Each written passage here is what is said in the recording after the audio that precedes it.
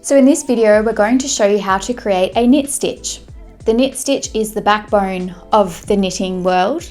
And if you know your knit stitch and then your purl stitch, you'll be off and racing. So to create a knit stitch, we've got our stitches already cast onto our left needle. We're going to use our right needle.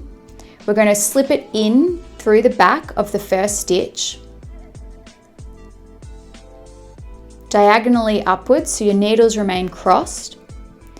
Then grab your yarn tail and wrap it around that back right needle. Hold it securely and then slide that right needle down, and as you do, you'll come in through the front of the left, collect a stitch and slip it off your left and onto your right.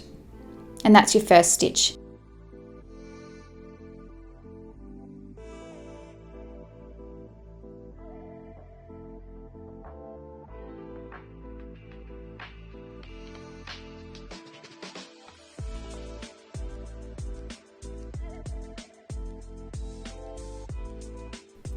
So looking at that again, our right needle is going to go in through the stitch on our left, from left diagonally up to the back.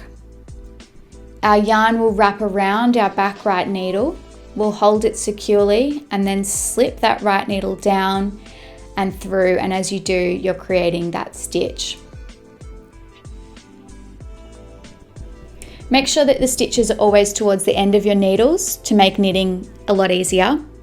Your right needle will go in from the left to the right and up the back of that first stitch.